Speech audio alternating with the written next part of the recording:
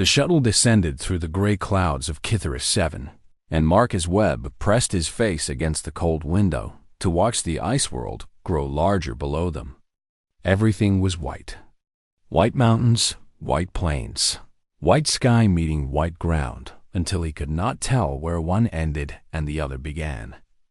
It was beautiful in a way that made his stomach tight with worry. He was the only human on the expedition. The rest of the team came from 6 different species, all of them older than humanity in the galactic community, all of them more advanced in technology and science. They had invited Marcus along as a logistics officer, which was a polite way of saying he carried things and organized the supplies. He did not mind. He was happy just to be here, to see another world, to work alongside beings his grandfather could never have imagined. The Vorith. Team leader was called Crystallographer Bethan. Her body was made of living crystal, pale blue and beautiful, and she moved with the careful grace of someone who knew she was fragile. She had spent 300 years studying dead civilizations. To her, this frozen planet was simply another puzzle to solve, another set of ruins to document. The Dreth engineer was named Solush. He was amphibian, with smooth green skin that needed moisture to stay healthy. He kept a small device on his belt that misted him with water every few minutes. He had designed the heating systems for their camp and was very proud of them. There were also the Korath twins, insectoid creatures with 4 arms and compound eyes that saw everything at once. They were cartographers who would map the ruins. The Menthali biologist was called Featherlight in the human tongue, though her real name was a song Marcus could not sing. She had wings of deep purple and gold, and she studied how life survived in extreme places. The Thune geologist was a being of living silicon, slow and patient, with a voice like grinding stones. And finally, there was the Forian diplomat, Ambassador Yeel, who had come to write the official report. Forians were warm-blooded in a way that made humans look cold. They needed heat like other beings needed air. The shuttle landed with a soft crunch on the ice. The team stepped out into the cold, and Marcus felt it immediately cut through his thermal suit. The others seemed less concerned. They had technology. Solush activated the heating field around the landing zone, and warm air wrapped around them like a blanket. Over the next several hours, they built their camp. The habitats rose from flat packages into tall domes with the push of a button. The heating arrays hummed to life, melting the snow in a perfect circle around them. Emergency beacons were planted in the ice, ready to call for help if anything went wrong. By evening, the camp looked like a small city of lights and warmth against the endless white. Marcus worked hard, carrying equipment, checking seals, making sure everything was in its proper place. The others watched him with something like amusement. The Velrith especially seemed to find it funny that he worked with his hands instead of using machines. "You humans," Vethan said during dinner, her crystal voice ringing like bells. "You are always so busy. Always moving, always doing. Do you never simply rest and think?" Marcus smiled and shrugged. "Keeping busy keeps me warm," he said. The others laughed, though Marcus was not entirely joking. That night, he walked to the edge of camp and looked out at the frozen plain. The wind was picking up, and he watched the way the snow moved across the ice. The way it danced and swirled in patterns he recognized from somewhere deep in his memory. His grandfather had been a fisherman in Alaska, and his grandmother had grown up in northern Canada. They had taught him things about winter that no school ever could. He watched the clouds gathering on the horizon. They were moving fast, too fast, and they were the wrong color. The pressure felt different on his skin. He could not explain it in scientific terms, but something in his bones told him that bad weather was coming. He returned to the main habitat, where the others were planning the next day's work. They wanted to visit the ruins of the ancient city that lay 3 kilometers to the east. Featherlight was excited about finding biological samples. The Korath twins were already arguing about the best way to map the structures. "I think we should wait," Marcus said. Everyone stopped talking and looked at him. "Wait for what?" Vethan asked. "There's a storm coming. A bad one. I can feel it." Salush made a sound that might have been a laugh. "The sensors show nothing unusual. Just standard weather patterns for this region." "The clouds are wrong," Marcus said. "The pressure is dropping. I think we should secure the camp and prepare for human intuition," Vethan said, not unkindly but not seriously either. "It is charming, Marcus, but we have technology that can predict weather with perfect accuracy. There is no storm coming. Your sensors are simply less advanced than ours." She meant his body. His human body with its primitive senses. Marcus wanted to argue, but he did not have data or numbers to support his feeling. He only had the memory of his grandfather's face when he would look at the sky and say, "Storm's coming, boy. Best get inside." His grandfather had never been wrong, but his grandfather had also never had fusion-powered weather sensors in orbital satellites watching from above. Marcus nodded and said nothing more. Perhaps he was wrong. Perhaps the technology really was smarter than his instincts. He helped clean up after dinner and then went to his sleeping quarters in the smallest habitat. He lay awake for a long time, listening to the wind grow stronger outside. The others slept peacefully. They trusted their machines. They trusted their sensors. They had evolved past fear, past worry, past the primitive instincts that kept ancient creatures alive. Marcus Webb had not evolved past anything. He was just a human, a young species in an old galaxy, carrying the memories of 100,000 ancestors who had survived winters that should have killed them. He finally fell asleep just before midnight. In his dreams, his grandfather stood on a frozen shore and pointed at the sky. "Storm's coming, boy," the old man said. "The big one. Get ready." Marcus woke up 2 hours later to the sound of the world ending. The sound was like nothing Marcus had ever heard. It was not just wind. It was wind that screamed, wind that had weight and teeth and hunger. He sat up in his bed and felt the habitat shake around him. The walls bent inward, then outward, like the lungs of some giant creature trying to breathe. He pulled on his thermal suit and boots with hands that shook, though not from cold. Not yet. The emergency lights had come on, painting everything in dim red. He could hear alarms crying out from other parts of the camp, and underneath it all, the endless howling of the storm. Marcus opened his door and stepped out.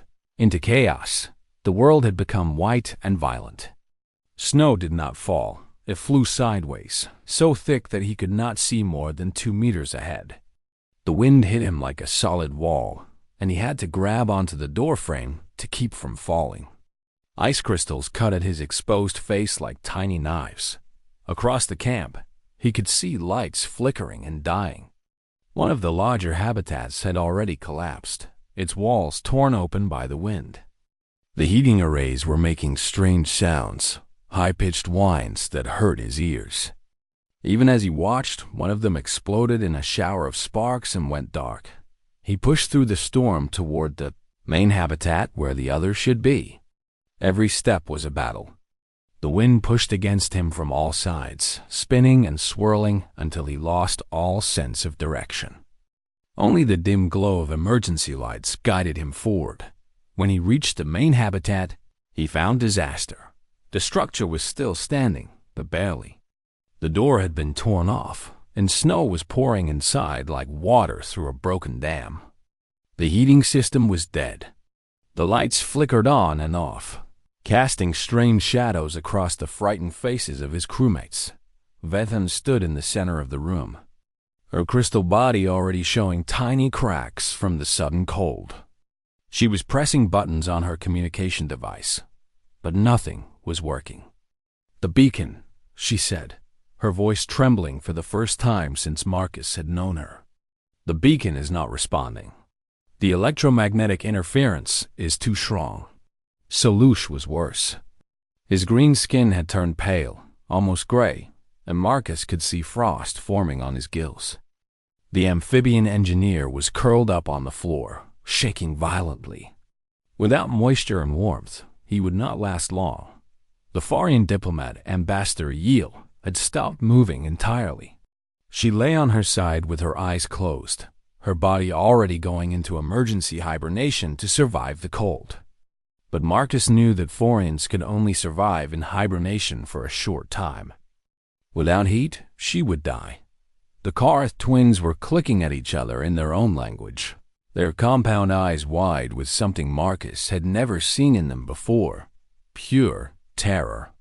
One of them had a cracked section on her exoskeleton where the cold had made her shell brittle. The other was trying to warm her with his own body. But his body was just as cold. Featherlight had wrapped her wings around herself like a blanket. But her beautiful feathers were wet with melted snow and freezing into clumps. She could not stop shivering. Her beak opened and closed, but no sound came out. The Thune geologist was the most stable. His silicon body better suited to cold, but even he moved slowly, his joints making grinding sounds that spoke of damage.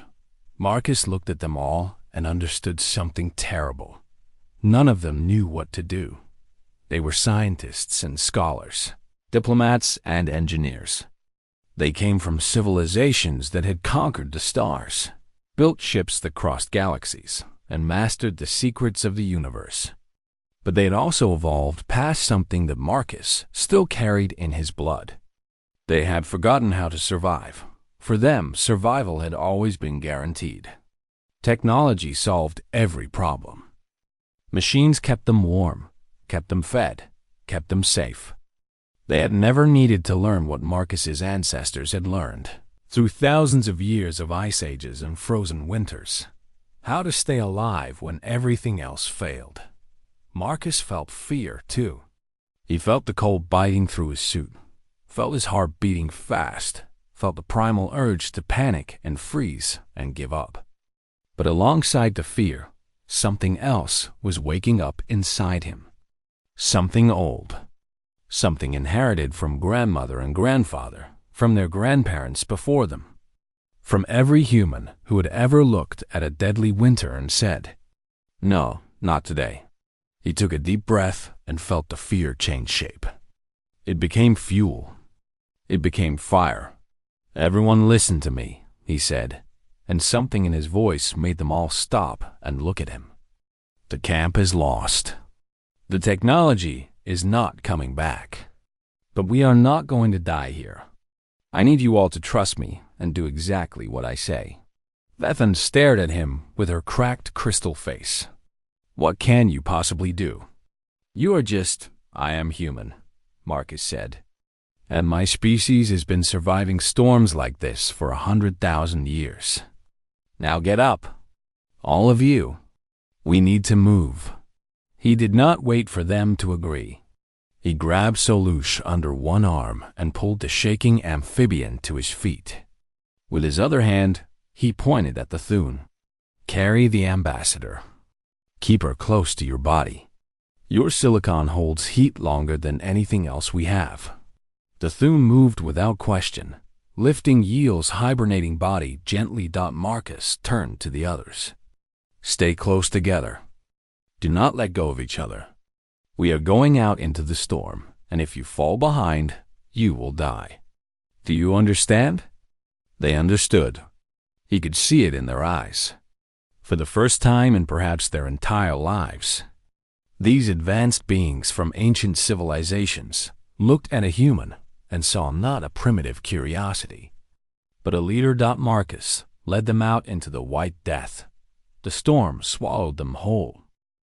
Marcus could not see. He could not hear anything except the screaming wind.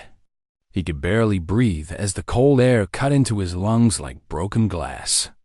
But he kept moving forward, one hand holding Solush, the other stretched behind him to feel the chain of bodies following. He had seen the rocky outcropping earlier, during his walk around the camp. It was maybe 200 meters to the east, a wall of dark stone rising from the ice. More importantly, there was a large snowdrift piled against its snow that had been building for years, packed hard by wind and time. 200 meters. In normal weather, it would take 3 minutes to walk. In this storm, it might as well have been 200 kilometers. Marcus counted his steps. It was the only way to keep his mind from freezing like his body wanted to. 1, 2, 3. He pulled Solush forward, felt the amphibian stumbling, kept him upright. 10, 11, 12. Behind him, someone fell, one of the Korath twins. He heard the clicking sound of distress and stopped, turning back, finding the insectoid body by touch alone. He helped her up and pushed her back into line. 20, 21, 20-2. His face was numb. His fingers were numb. His feet were starting to lose feeling, and he knew that was bad, very bad, but he could not stop. Stopping meant death. Stopping meant giving up. And Marcus Webb had never given up on anything in his life. The others were suffering more. He could feel it in the way they moved, slow and clumsy, their bodies shutting down in ways they did not understand. Evolution had given Marcus's species something special, the ability to keep going when everything said to stop. His ancestors had chased animals for days across frozen plains. They had walked through blizzards to find shelter. They had burned calories like fuel and generated heat through pure stubborn movement. His crewmates did not have this gift. Their species had evolved in gentler ways, or they had used technology to remove the need for such primitive endurance. Now, without their machines, they were helpless, but they had Marcus. 40 steps, 50, 60. The wind tried to push him down and he pushed back. His muscles screamed with exhaustion, but he did not listen. His body wanted to stop, and he ignored it. There was something inside humans that could override their own limits, something that made them capable of impossible things. When the people they cared about were in danger, Marcus cared about these aliens. They were strange and sometimes condescending, and they did not always understand him. But they were his crew, his responsibility, and he was not going to let them die. At step 73, his outstretched hand touched cold stone. He had found it. The rock wall. Now came the real work. Marcus had grabbed a collapsible shovel from the emergency supplies before leaving the camp. It was meant for digging out stuck vehicles, a simple tool that his crewmates had considered primitive and unnecessary. Now it was going to save their lives. He pushed the others against the rock wall where the wind was slightly less violent and started to dig up. The snowdrift was huge, taller than Marcus and wider than the habitats had been. But snow was not solid rock. It could be shaped. It could be hollowed. Marcus had learned this as a child, building snow forts with his cousins during winter visits to his grandparents. He had learned it again as a teenager when his grandfather took him winter camping and showed him how to build a snow cave. A snow cave was not comfortable, but it was survivable. He dug with a fury that surprised even himself. His arms burned, and his back ached, and his hands felt like blocks of ice inside his gloves. But he did not stop. He carved out an entrance tunnel first, low and narrow to keep the wind out. Then he started hollowing out the main chamber, throwing snow behind him in great arcs that the wind immediately stole away. The others watched him work with expressions he could not read. They had never seen anything like this. In their cultures, physical labor was done by machines. The idea of a person using their own body as a tool, pushing past pain and exhaustion through pure willpower, it was alien to them in a way that Marcus himself could never be. 1 hour passed. Then 2. Marcus did not know exactly how long because his watch had stopped working in the cold. He only knew that his body was reaching its limits and that the shelter was not yet big enough. So he kept digging. His grandfather's voice echoed in his memory. The body lies to you, boy. It tells you to stop long before you really need to. Learn to ignore it. Marcus ignored it. At some point, Vedan tried to help. Her crystal hands were not made for digging, and one of them cracked further from the effort, but she tried anyway. Marcus gently pushed her back and told her to conserve her strength. He was the only one who could do this, and he was going to do it. Finally, when his arms felt like they might fall off and his legs shook so badly he could barely stand, the cave was done. It was not pretty. It was not comfortable. It was a rough hole in a snowdrift with uneven walls and a ceiling that was probably too low. But it was big enough for 7 beings of different sizes. And when Marcus crawled inside, he felt the difference immediately. The wind could not reach here. The temperature was still cold, but it was a different kind of cold, still and quiet instead of violent and cutting. The snow walls actually provided insulation, keeping body heat from escaping into the infinite frozen waste outside. Marcus crawled back out and began bringing his crewmates in, one by one. Solush first, because the amphibian was closest to death. Then Ambassador Yeel, still hibernating, carried carefully by the Thune. Then Featherlight. Then the Korath twins, then Vethan, when they were all inside, huddled together in the darkness of a hole dug by human hands. Marcus allowed himself to collapse against the snow wall and breathe, but rest could not last long. They were out of the wind, but the cold was still killing them. Marcus needed fire. He needed heat, and he had no technology to provide it. He had only himself.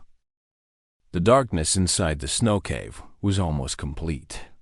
Only a faint gray light filtered through the entrance tunnel, and even that was dim and cold.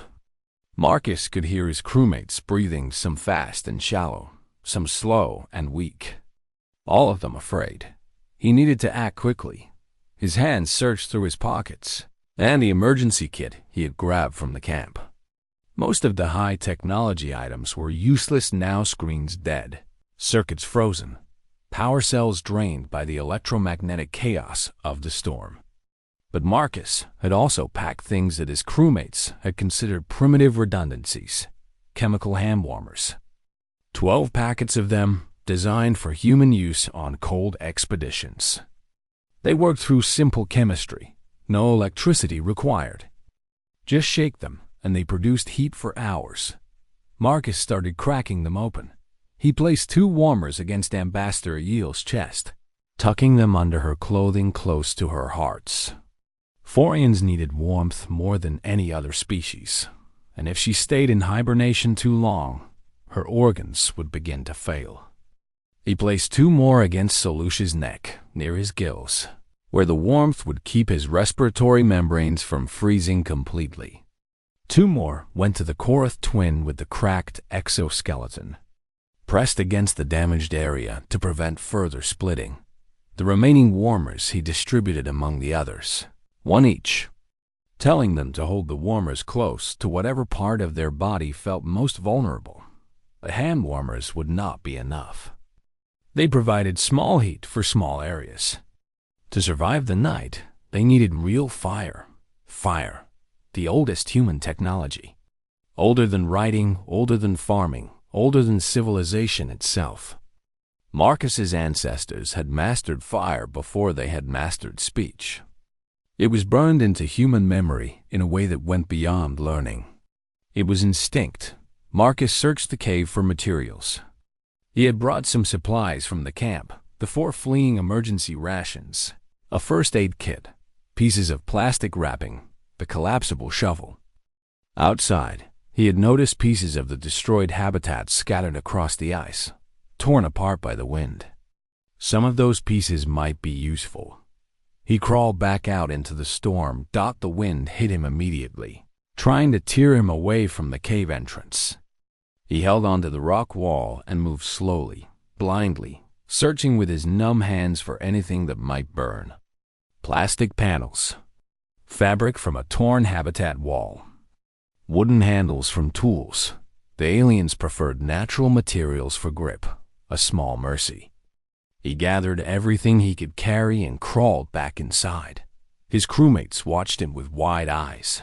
as he arranged the materials in the center of the cave. They did not understand what he was doing.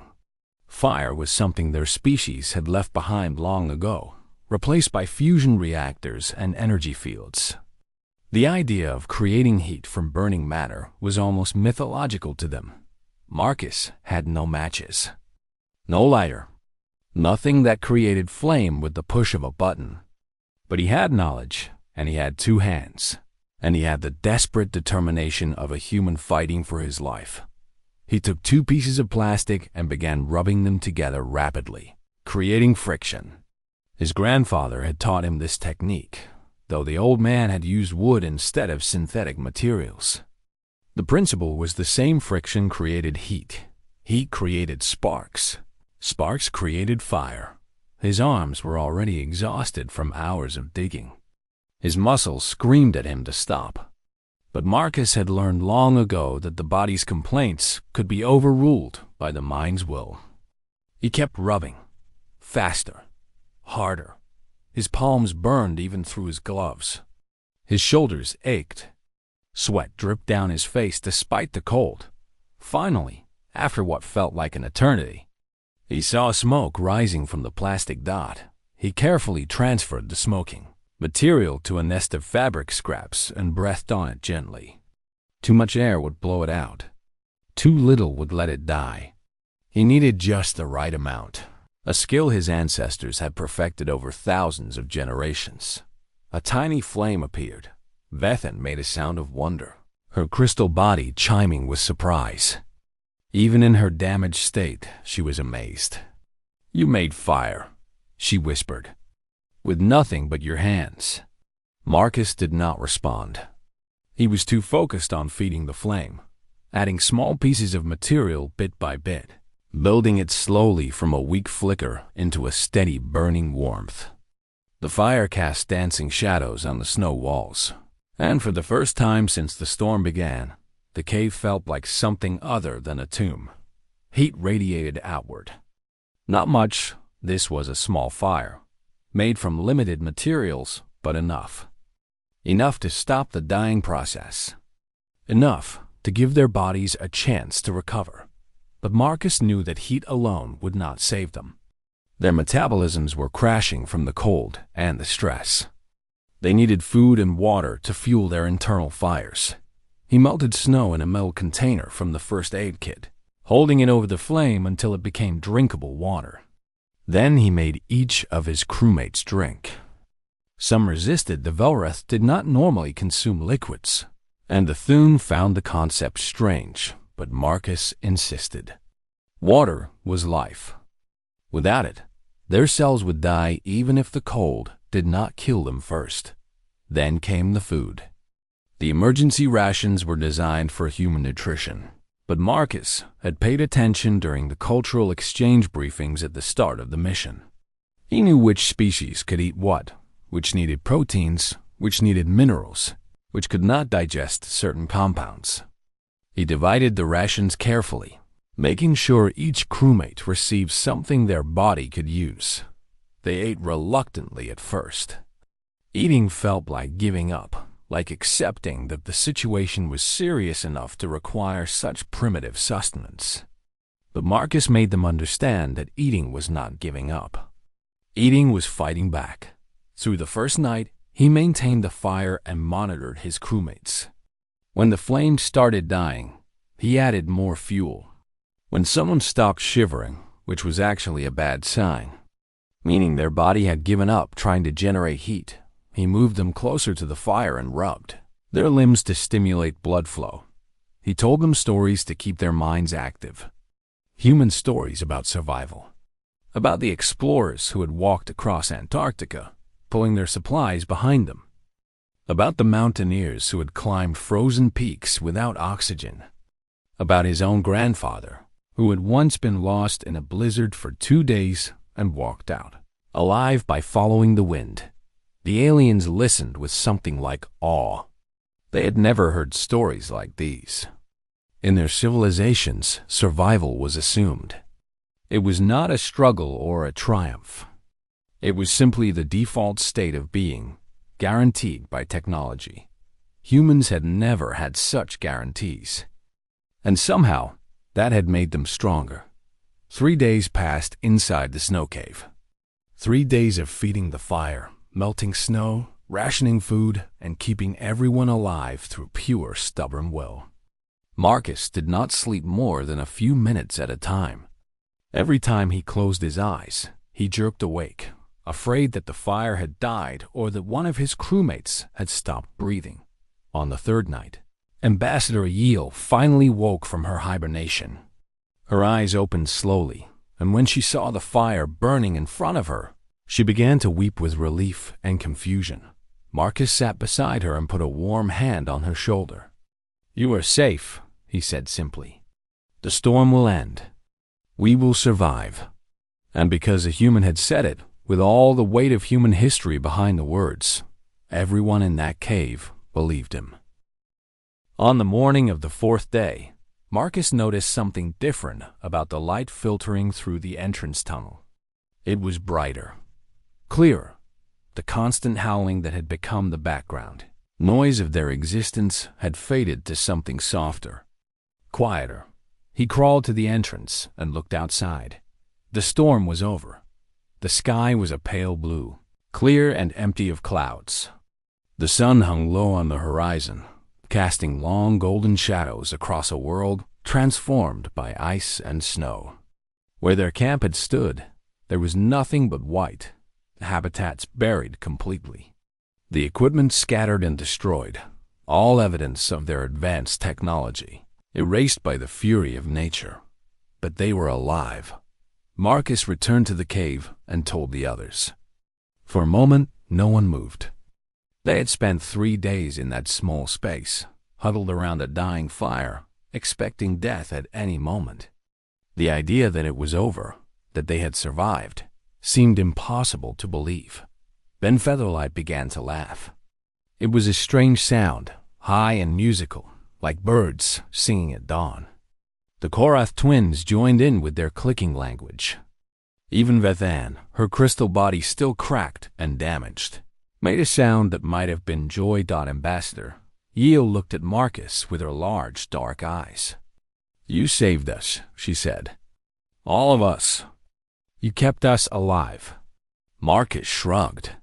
He was exhausted beyond words, his body running on nothing but willpower and habit.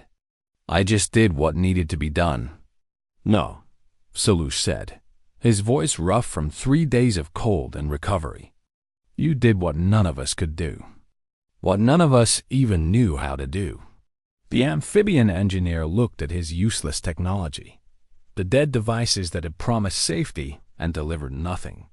"I designed heating systems that were supposed to be perfect. They failed in hours. You built shelter with a shovel and kept us warm with fire made from trash. How is that possible?" It was a question that Marcus did not know how to answer. He had not done anything special, at least not by human standards. He had done what any human would have done in the same situation. What humans had been doing for 100,000 years. Survive, adapt, refuse to die. They activated their personal emergency beacons, small devices that had survived inside their clothing, and waited. Within 2 hours, a rescue shuttle appeared on the horizon. The shuttle landed nearby, and a team of medics rushed out to help the survivors. They were shocked by what they found.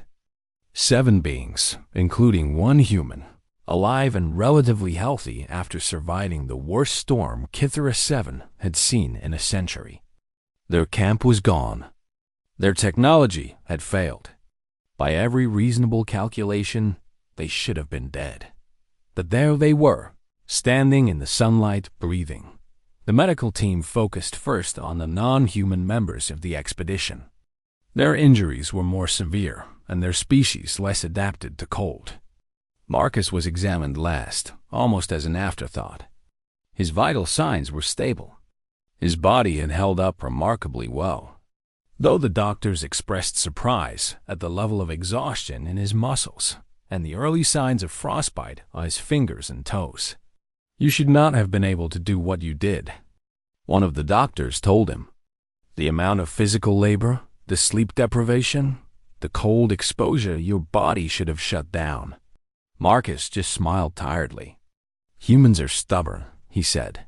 2 weeks later, when everyone had recovered enough to travel, crystallographer Vethan submitted her official report to the Galactic Xenobiology Council. It was supposed to be a simple document about the failed expedition. What went wrong? What was lost? What could be done differently next time? Instead, it became something much more important. Vethan stood before the assembled representatives of 12 different civilizations and spoke about what she had witnessed. She spoke about the storm and the failure of their technology. She spoke about the fear that had paralyzed her species, the helplessness they had felt when their machines stopped working. And then she spoke about Marcus Webb. "We have studied humans for generations," she said, her crystal voice carrying through the great hall. "We have categorized them as young, primitive, underdeveloped. We have noted their persistent hunting strategies and their unusual endurance, but we classified these as curiosities, evolutionary remnants of a species that had not yet advanced to our level. We were wrong. Humans did not evolve with technology as we did. They evolved without it. For 100,000 years, they survived ice ages and famines and predators and disasters, using nothing but their bodies and their minds and their absolute refusal to give up. Where our species developed past hardship, humans developed through it. Every challenge made them stronger. Every catastrophe taught them new ways to survive. Marcus Webb did not save us through superior intelligence or advanced tools. He saved us with a shovel and his bare hands. He made fire the way his ancestors made fire 10,000 years ago. He kept us warm with his body and fed with his knowledge and alive with his will. He did not sleep for 3 days. His body was failing, and he ignored it. His muscles were exhausted, and he kept working. Every part of his biology screamed at him to stop, and he refused. Because that is what humans do. That is what they have always done. When everything else fails, when technology breaks and knowledge proves useless and evolution offers no answers, humans simply decide not to die. And they make that decision stick through pure, irrational, magnificent stubbornness. This is not a weakness. This is not primitive behavior. This is perhaps the most advanced survival trait in the galaxy, and we have been too blind to see it. She paused, letting her words settle over the assembly. Humanity must never be underestimated. They are not the galaxy's most fragile species, as we believed. They are its most unbreakable. The report caused a sensation throughout the galactic community. Species that had looked down on humanity for centuries began to reconsider their assumptions. Scientists launched new studies into human endurance and psychology. Diplomats sought new alliances with Earth. Marcus Webb received a commendation and a medal. He stood awkwardly at the ceremony, uncomfortable with the attention. When asked for a speech, he kept it short. "I just did what any human would do," he said. "We take care of our people. We don't give up. That's all." Afterward, Vedem found him alone on the observation deck, looking out at the stars. "You changed everything," she told him. "The galaxy will never see your species the same way again." Marcus shrugged. "We're still just human," he said. "We still make mistakes. We still fail. We're not special." "That is where you are wrong," Rethan replied softly. "You are extraordinarily special, not because you are strong or smart or advanced, but because when the universe tells you that you should die, you look back at the universe and say, 'No, that is something my species forgot how to do long ago.' Perhaps it is something we never truly knew." She left him there, and Marcus continued to watch the stars. He thought about his grandfather, who had survived storms worse than the one on Kitharus 7. He thought about his grandmother, who had raised children in frozen wilderness without complaint. He thought about all the generations before them, stretching back to the first humans who had walked out of Africa and spread across a dangerous world. conquering every environment they found through nothing but determination. He was proud to be part of that chain, proud to carry that legacy. 3 days later, Marcus requested assignment to another expedition. There was a team heading to a volcanic moon on the edge of explored space. They needed a logistics officer. He smiled as he packed his bag. There was always another job to do, and humans never stopped working.